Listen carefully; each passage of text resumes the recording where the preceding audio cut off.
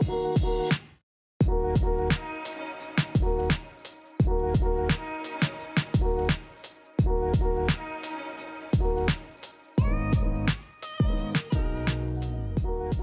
everybody, welcome back to Rationally Speaking. I am Martin Turner. This is my colleague and co-host, Stuart Carrington. And now you're saying, oh, if I don't get selected for the team, that means I can't play at the weekend. So that's true. So interestingly, I guess this is maybe a distinguishing feature of REBT to other cognitive therapies, is that other cognitive therapies, if we had a client come to us and say, I'm worried that I'm not going to get selected for the team, they might take a different approach in the sense that they might start to question that and say, well, you're telling the future there. You don't know what someone else is thinking, so you might get selected. So kind of don't worry about that. Yeah. Whereas if the inference can be true, we accept it as the truth. Yeah. So we might say, let's assume that is true because it could be true. You might not get selected. Yeah. And then question like, what would that be bad? And we find that critical adversity. Yeah.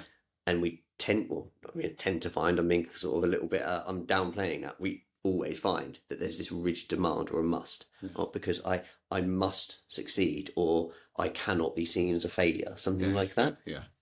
Yes. It certainly, as you said there, it certainly is a distinguishing feature, I think, to assume the A is true.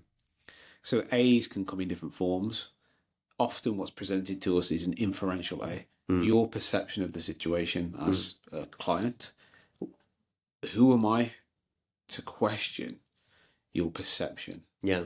When it could be true. Yeah, do you know what? It's actually like kind of... The coach deselected me because they don't like me. Yeah. Well, I don't know. Yeah. I don't know.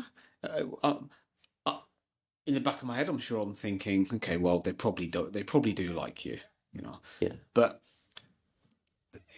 I don't see how that would be beneficial to the athlete for me to then say, oh, no, I'm sure they like you. Well, I'm just completely invalidating the person's perception of what's going on. Yeah. Secondly, it's a philosophical point. I don't know. We don't know. We don't know for sure. So I don't think it's a benefit just therapeutically for me to say, I don't agree. I think the coach does like you. And I think philosophically, how can we possibly know if the coach likes you or not? For the long term, it's way better for me to help you to understand that some people will like you, some people won't. It's never terrible and it's never awful, and it never means that you're less valuable. It doesn't say anything about your worth or value. We cannot demand that people like us. We can want people to like us. Yeah, it would be nice. Yeah, it would be nice. Of course, it's nice when people like us. But it doesn't make sense to demand that somebody does something that is so uncontrollable and so transient.